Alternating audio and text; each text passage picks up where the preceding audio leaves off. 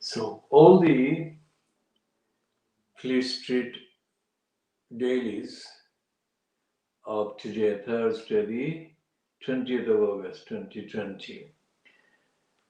It's only the Daily Mail which has got a twisted,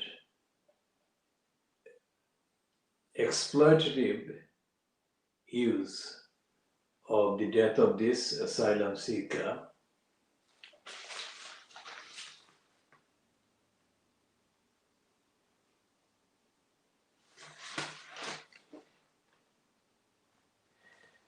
Because young migrant drowned yesterday trying to reach Britain in a 3-foot dinghy, tragically highlighting the human cost of the crisis. The victim, who could not swim, had set off from Calais in the middle of the night with a friend. The pair are thought to have accidentally punctured their inflatable craft with the shovels they were using as oars. The dinghy started to sink, and although his friend somehow survived, the Sudanese migrant was unable to make it safely ashore. His body was found on a beach at Sangatte 7 hours later. He was only 16, according to France's citizenship minister. Now, this is not the picture of the Sudanese. It's the picture of a Hong Kong or Chinese person. But the main story is about the Sudanese 16-year-old who died of drowning trying to cross the channel. Now, this Daily Mail piece is saying, we told you so. But it's actually the Daily Mail that has been at the forefront of the hate campaign against the migrants, like the 16-year-old, because they have created the hysteria, as we have said, portraying the migrants as an invading army and supporting the UK Interior Minister Priti Patel's hateful program declaring war on migrants with the deployment of Navy and other vessels and commanders and appointing a commander to monitor the clandestine crossers of the channel or attempted crossers of the channel. And the rest of the papers, including, we shall be looking at the Guardian.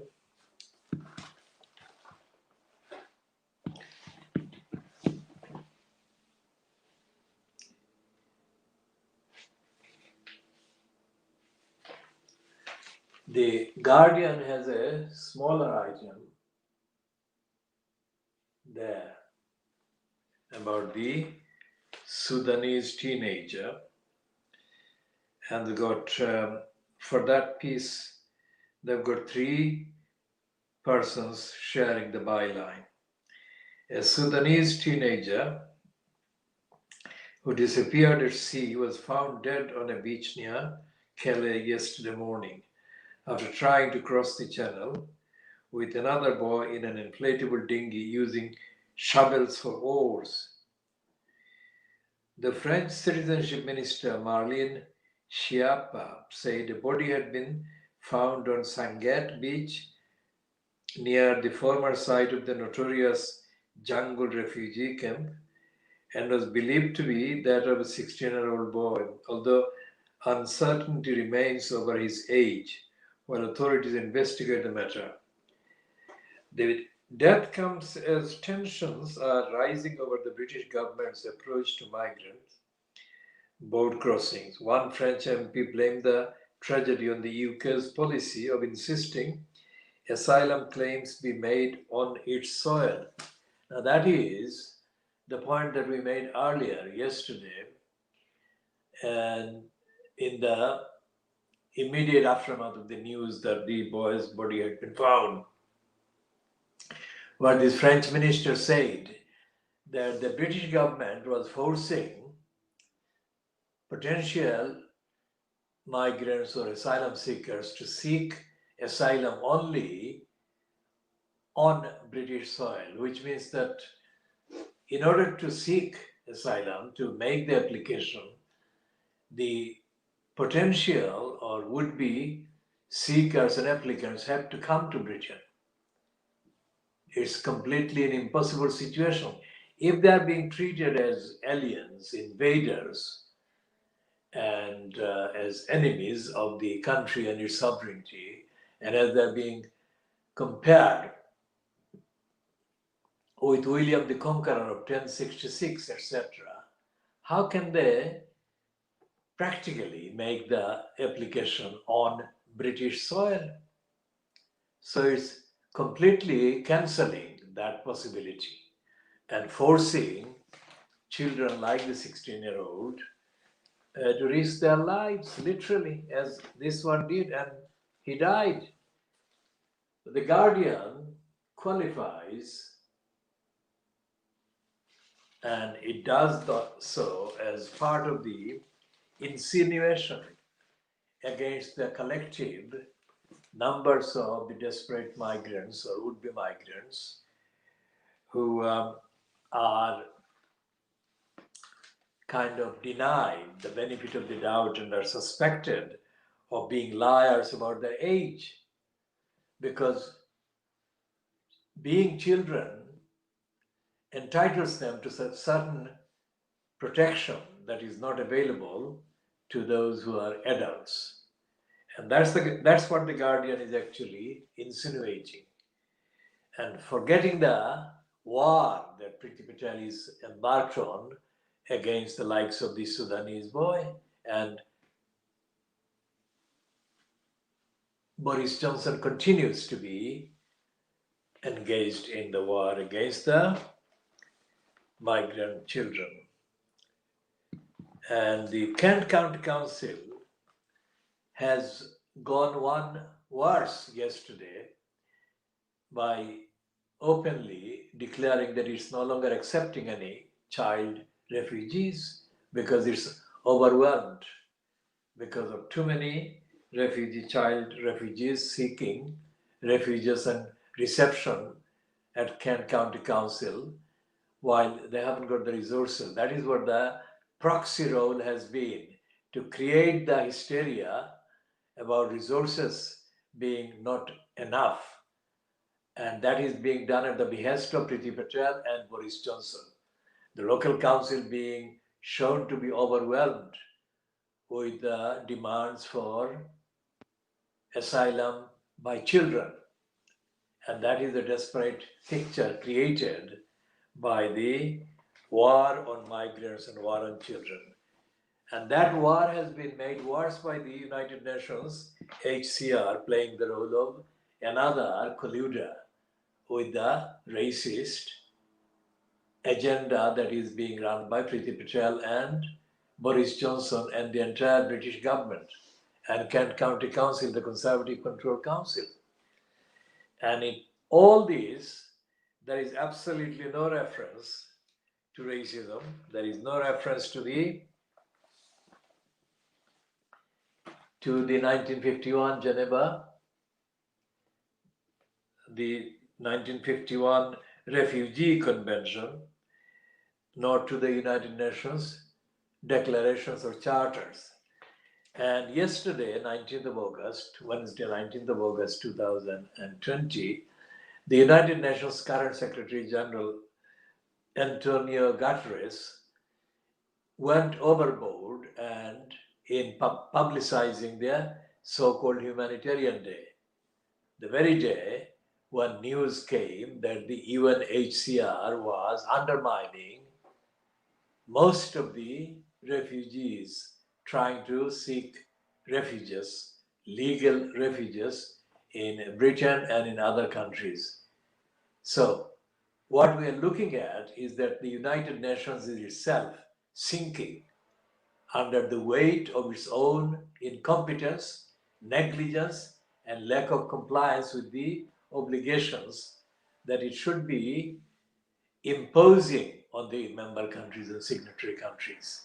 And Antonio Guterres has become another self-publicist who daily posts dozens of comments or words peddling one line or another about the United Nations, while actually overlooking the grave, deadly crisis created by the failures and complicity by the likes of the UNHCR with the regime, the racist regime, breaking the law, breaking its obligations, as is the case with the British Interior Ministry fronted by Priti Patel and British government cabinet fronted by Boris Johnson, although it is clear that Boris Johnson is allegedly, reportedly not known to be available anywhere for the making of statements about the various aspects of the failures of his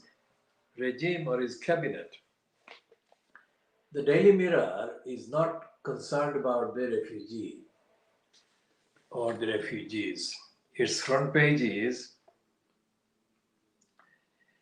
about something else, which is the safer racist line, which is to carry on with the story that others are running, and it's not something that the Daily Mirror has any kind of justification for overdoing, because the 2 pages inside, it is overdoing because the legal system, the court system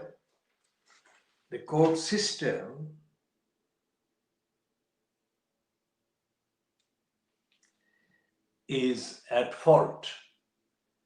As we've been saying, the court system is not a just system, and as happened a few days ago, a boyfriend, so-called, who filmed the dying moments of his so-called girlfriend has been spared the penalty that he deserved according to her parents and the tabloid papers.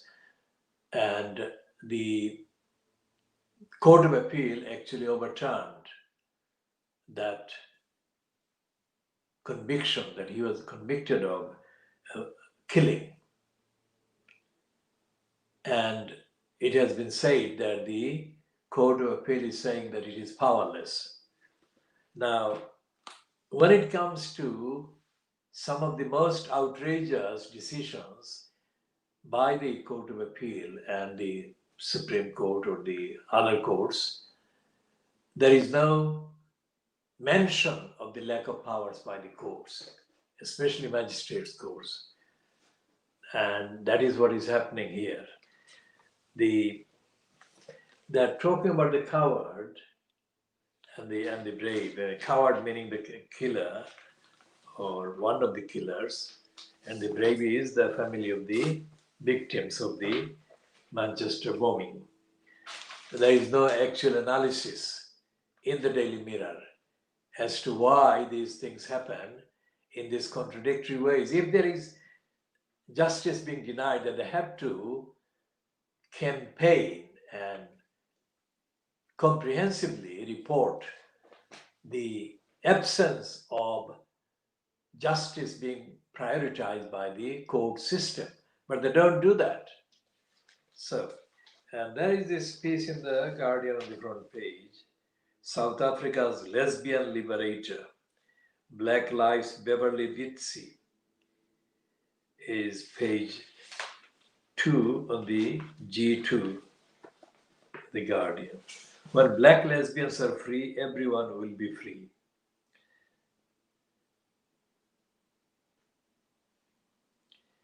And Beverly Witsy is given 2 pages on the inside, and it's written by Amna Mohdin.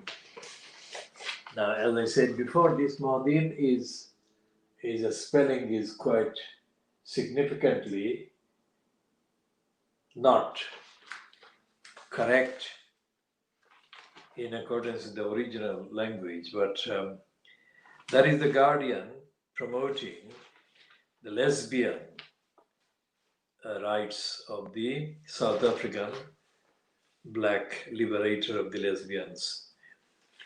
And there is nothing in the Guardian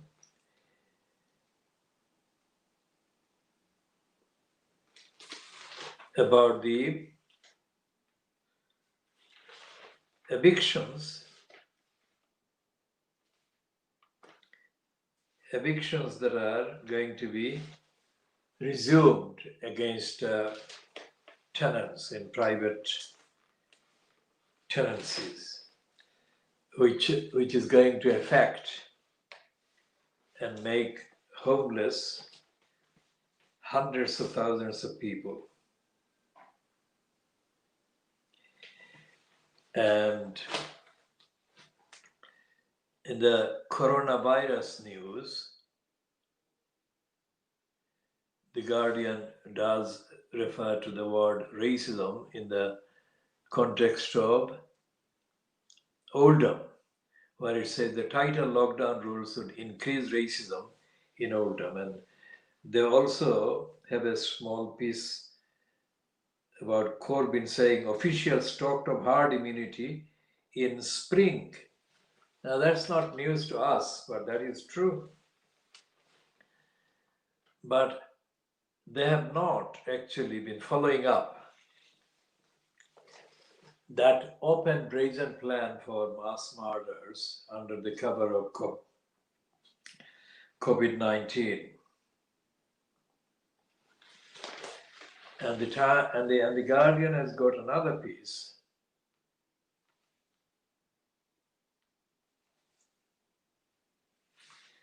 which echoes us what we have been saying for decades. And they are now belatedly talking about 2/3 of minority ethnic Britons. Well, minority ethnic is a double negation, the double undermining of the positive identity of the African and Asian people. But that's who they mean. 2/3 of minority ethnic Britons polled fear bias from the justice system. Now that is an in effect substantial acknowledgement, but the use of the word justice is completely wrong. There is no justice system in this country. What there is a legal bureaucracy and the legal system, and the legal bureaucracy is controlled by, overwhelmingly dominated by, licensed law traders, most of whom are licensed law trading barristers and solicitors, and to a lesser extent, legal executives. So it says, it's written by Vikram Dodd, who is the police and crime correspondent. 2/3 of minority ethnic Britons believe the police and criminal justice systems are biased against them. A new poll finds 8 out of 10 Black Britons and 8 out of 10 Bangladeshi Britons fear police are biased against people from my background and ethnic group, with 65% of all ethnic minorities agreeing. So that's the Guardian publishing something that has been true and the fact. When in 1976, at the height of the racist attacks in the Eastern, especially around Brick Lane, Whitechapel, and Wapping and Shadwell, I began to attend what was called police community liaison meetings. This I have discussed before, but this is worth reiterating and updating in the context of this admission by the Guardian. And the event was absolutely controlled by the police.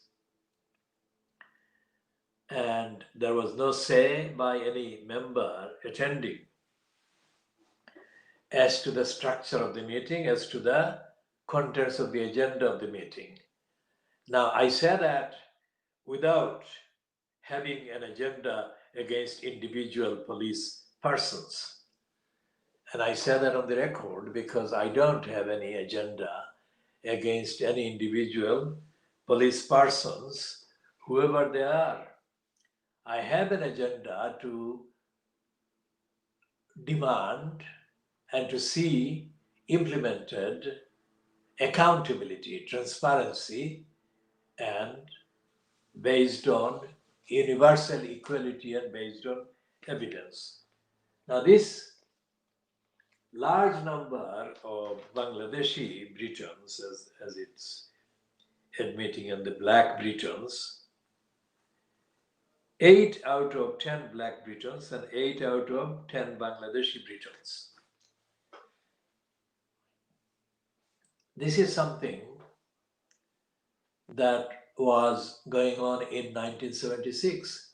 So 1976, 86, 96, 2006, 2016. Now it's 44 years.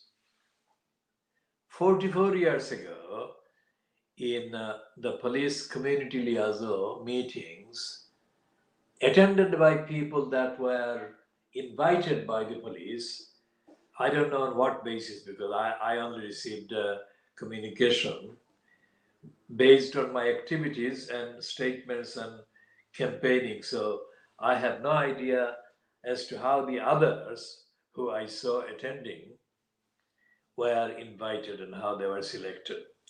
And the man who controlled and ran the show was Chief Inspector Wallis. Was it John Wallis? Probably. And he later became embroiled in various criticisms leveled against him by the left. But the left never attended any of these liaison meetings. If they had attended the liaison meetings, those liaison meetings would have been scrapped long before they actually got scrapped. I shall come to that.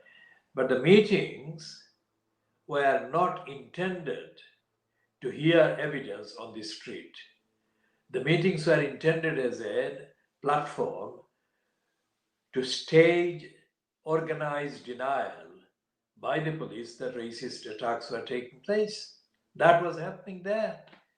So there was no question of the police arresting racist attackers, let alone prosecuting them, let alone the racists being found guilty of racist attacks and violence. It was probably one of the rarest actual publicly held staged denials by the Metropolitan Police anywhere in Greater London, which has got 7-8 million people. I have to check what the actual current population is. So the Metropolitan Police was staging this event. So if anyone had any knowledge of what was going on, as I had, on this street, they had the duty and they had the obligation to raise this. And there was no way that this could be raised without having a row with the chair, Chief Inspector John Wallace. And the other people present were treated as dummies and were expected to behave as dummies and stooges, compliant with the police, and thankful for being even invited to attend a meeting, quote, with the police. There was no real discussion of the evidence on the street, and there was no opportunity to argue the case for the police to do their duty and to deal with the racist attackers. So racist attacks were on the agenda in the community and in the streets because the attacks were taking place years before Altavali was murdered on the 4th of May 1978 in Whitechapel, not far from the venue of these community liaison events that took place, which is Lehman Street. Lehman Street, then Ali Street, then across to Whitechapel Road, across Commercial Road and through a side road to the Commercial Road, Whitechapel Road, where at the corner now is Altavali Park. So it was happening for years. The police community liaison went on for just under 2 years, I think, but the racist attacks were taking place for years before Altavali was murdered at the corner of Adler Street and Whitechapel Road, which surrounds the what used to be called the Ichi Park and has been renamed Altavali Park since the late 1980s. Now, there was no way of referring to the law, the legal obligations that the state was under to protect victims of racist attacks. And the state shows its actions and activities in relation to criminal activities by the use or abuse or misuse of the police. So this Guardian piece, again written by Bikram Dodd, is doing a routine. It says, the report's author, Rosie Carter, said, people do see a culture of racism within the police and criminal justice system, but that manifests itself through a few individuals. Now, this is a denial.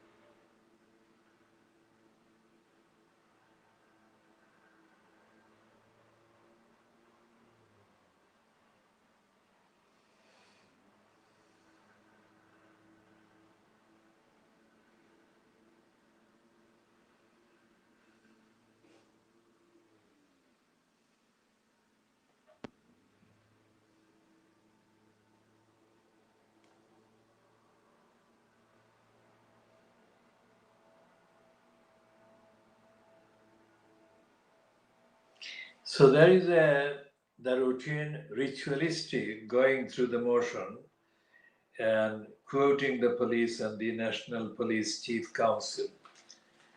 But Bikram Dutt doesn't talk about the police in London. It doesn't talk about Sadiq Khan, the mayor of London, who is supposed to be the boss of the police, Metropolitan Police, through the Metropolitan Police Service, which is supposed to be the boss of. And we have discussed before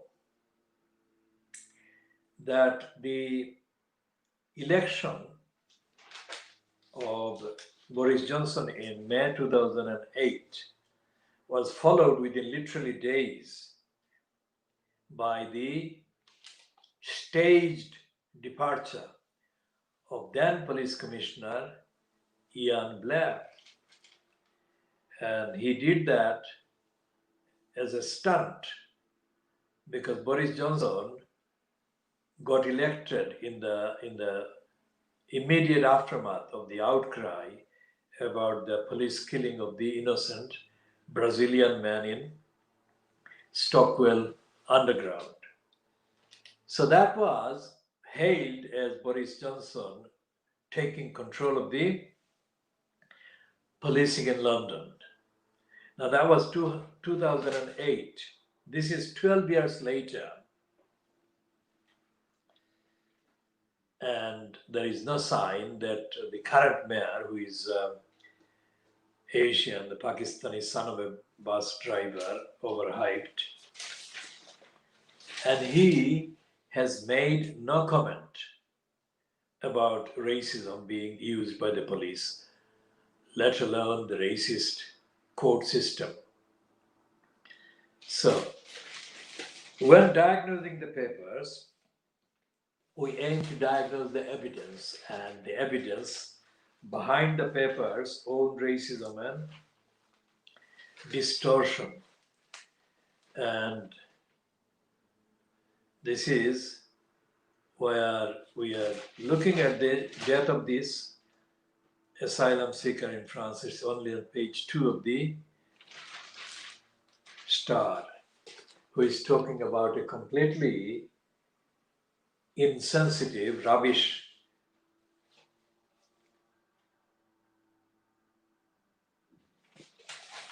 plug for some kind of name person. And they have got even, they had only yesterday, they had this piece about Boris Johnson missing, and they're continuing that as a joke follow-up.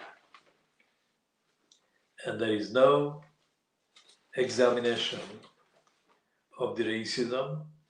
There is no mention of the removal of the ban on eviction proceedings. That ban is going to be lifted next week, early next week. And we are going to look again at the Guardian to see if they have got anything about the ban on evictions. So there is nothing.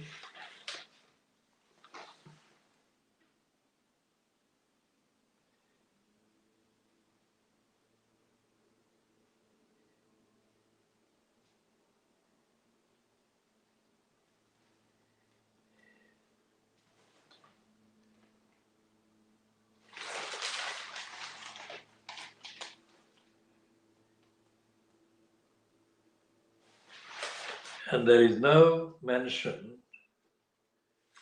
of homelessness, housing crisis in the Guardian today.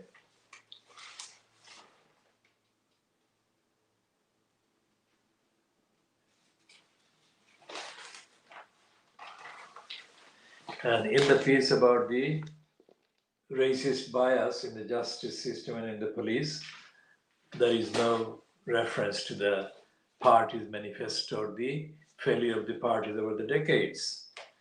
And it most certainly has no reference to the, quote, legal courses that are taught at the British universities and colleges, let alone the agenda, the mechanism whereby the license is given to licensed law traders.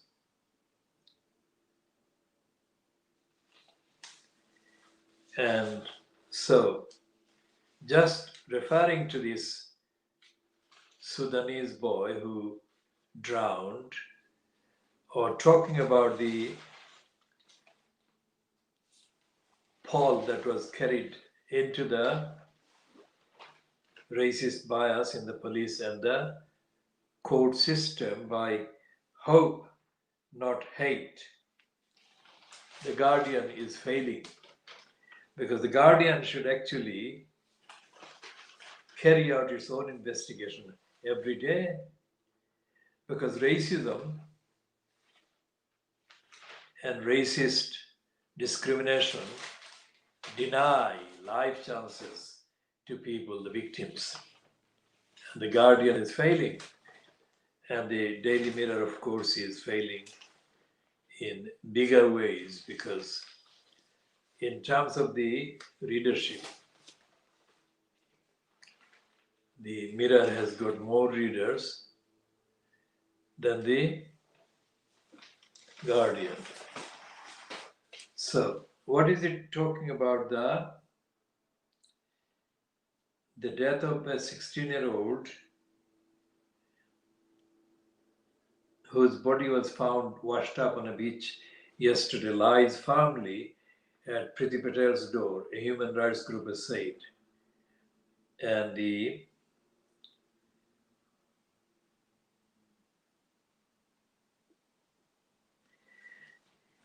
quote is from an organization called Detention Action.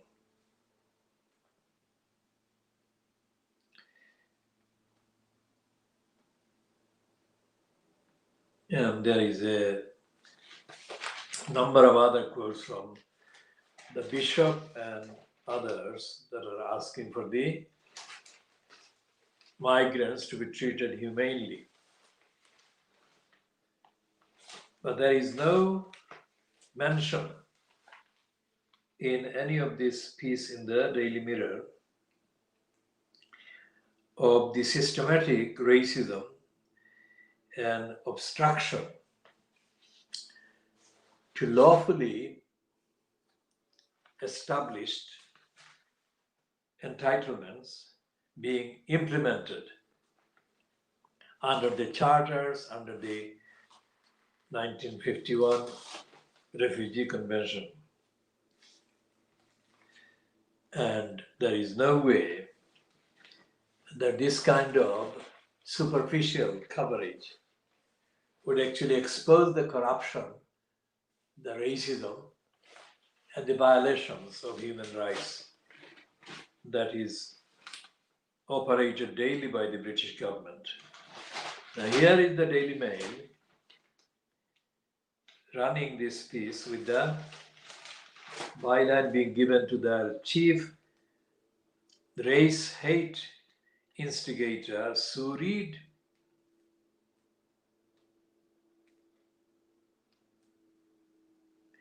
And she's saying that I met boys from Sudan on a beach nearby.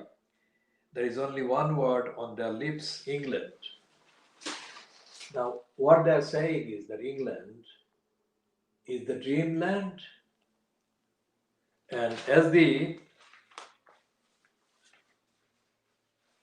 poll done by Hope, Not Hate has found, England is not the place for Black people to have a normal, equal right in their lives. And that is what is hidden from the coverage. And Sue Reed is seriously responsible as one of the propagandists via the Daily Mail group for perpetually inciting racism and racist hatred against the most desperate people seeking asylum and refuge. And this word that the Sudanese boys had only one word on the lip, England, hides the brutal reality of racist Britain and racist obstruction created against their seeking asylum when they are desperately near the point of arrival.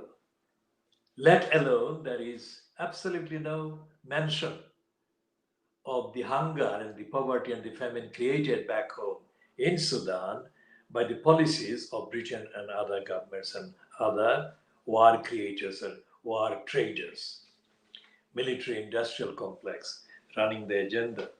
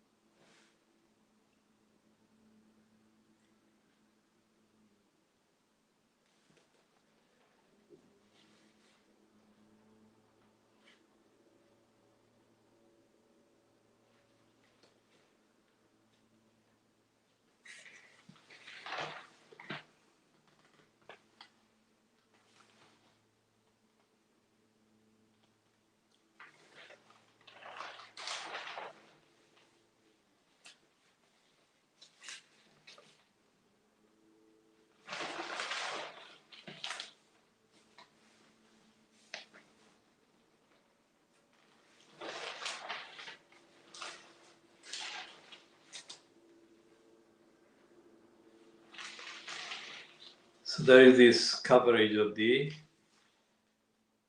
report that Apple Computer has become the first $2 trillion company in America.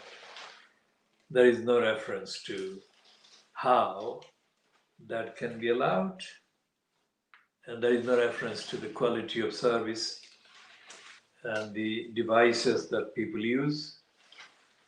And so this is an empty coverage. So the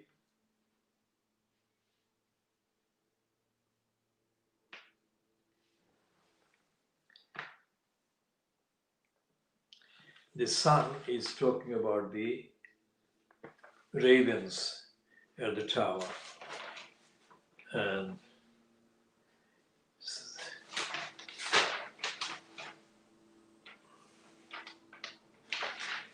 it's not about the examination robbery. It's not about the death of the migrant child.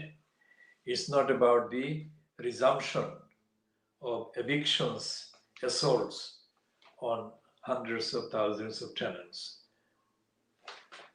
It is absolutely, totally empty and blank, except that it has a go at the Labour Party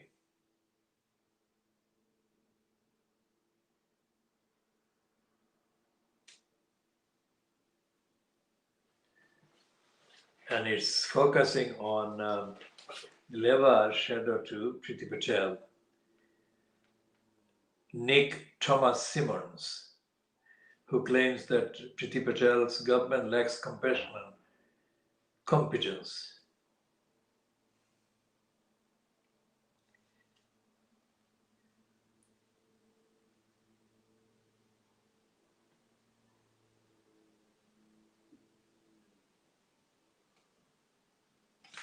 And it's attacking the Labour Party for pointing out the death of this boy. The Sun is not attacking the Conservative government.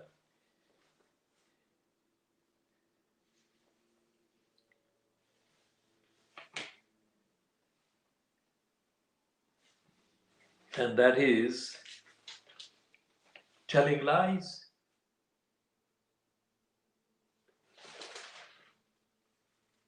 Because the Labour Party, however useless Keir Starmer is in opposing, is not in power and is not behind the spate of racist hatred that has been spread through the proxy Kent Council, County Council, and the others, including the Sun in the media, against the migrants. And yet the editorial is against the Labour Party. And if Keir Starmer thought that because he is not Jeremy Corbyn and the right-wing racists and liars of Fleet Street who demonized Corbyn would give him a better welcome than they did Corbyn, he could not be more mistaken. The actual agenda that the Sun, the Daily Mail, the Express operate, every issue, every line is against the idea of any party or any movement challenging the Conservatives, no matter how bad the Conservatives are for the country and for the people and for the world. And so therefore there is no mention in the Sun of the resumption of the attack on the tenants, private rented, and there is nothing in the I newspaper either. And the Times has got this, as we said in the previous edition, Times has got this piece about the migrant child drowning as he paddles across the channel. And the French are being reported as attacking inhumane Britain. This is the only paper, amazingly, the Times, not the Guardian, that has this headline, which is absolutely the minimum they could say on the evidence.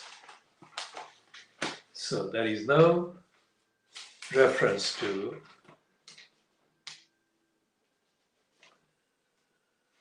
the evictions coming back, and there is no reference to the nightmare that will engulf the lives of hundreds of thousands of people and destroy their lives. And there is no mention of the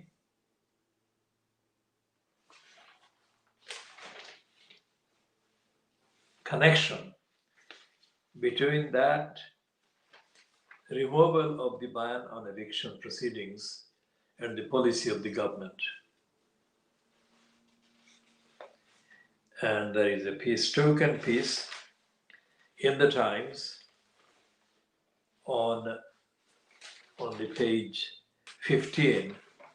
Allegedly, there is fear that police still failing to recruit enough minorities. I mean, as if the Times is on an outer planet. There is fear, as if they've just discovered this. This is actually a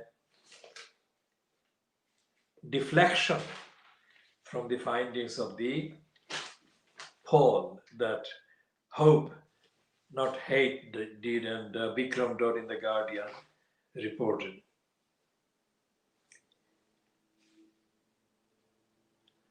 And there is this other excuse for Boris Johnson's failure in robbing the children of the poor families in state schools. who attacks the obsession with examination.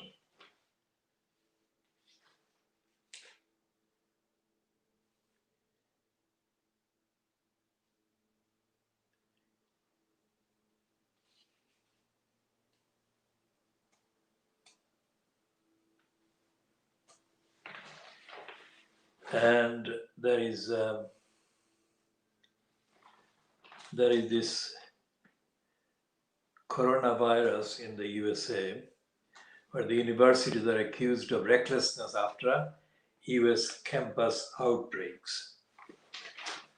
That is absolutely evident in the records of universities being nothing but institutions of organized lying and corruption and denial. And there is an admission here in the Times, on page 15 of the Times of Thursday, the 20th of August 2020, which is saying the Justice Minister accused of a Nightingale course.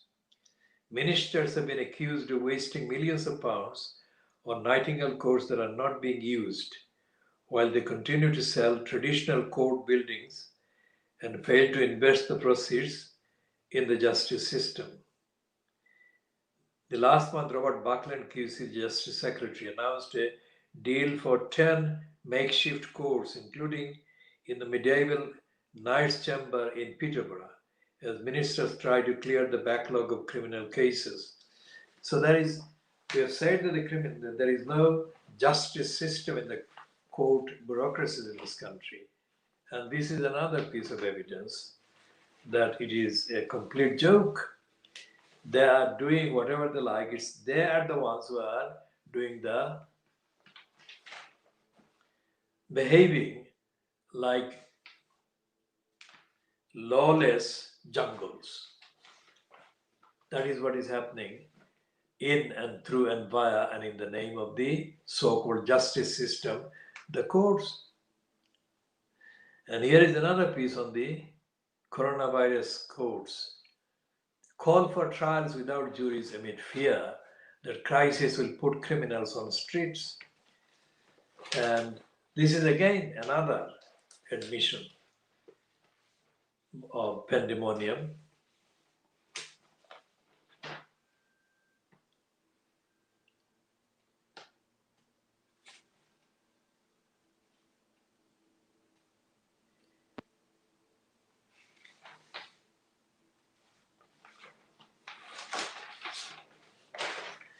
And there is this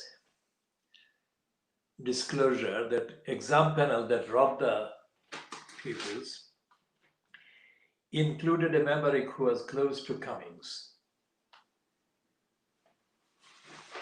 And there are absolutely endless disclosures about the corruption and the corrupt links between various appointments and various quangos and appointees, including the woman that has been appointed to replace the just scrapped Public Health England. And this is Dido. And she is connected with all kinds of sinister, unaccountable, ultra-conservative elements. So this is the short look at the papers. We haven't looked at the Financial Times and the Daily Boris Graph because those were not available in the shop when I bought the others that we have looked at. Essentially, these papers are not looking at the impact on evictions, and they're not, of course, looking at the role played by the county courts giving rubber stamps to eviction applications. And they're not talking about Robert Jenrick, who is behind the removal of the ban that he insincerely, dishonestly, opportunistically had to impose in March 2020. So hundreds of thousands of people are being exposed to not only homelessness, but also the added risk of catching and being affected by or infected by the virus. And there is no mention anywhere of the Labour Party. What does it stand for in any of this? And there is no reference to the, let alone criticism of the contradictory position about the refugees that the UNHCR issued in the last 2 days, saying that 70% of the applicants would not be entitled to receive the asylum and the refuge.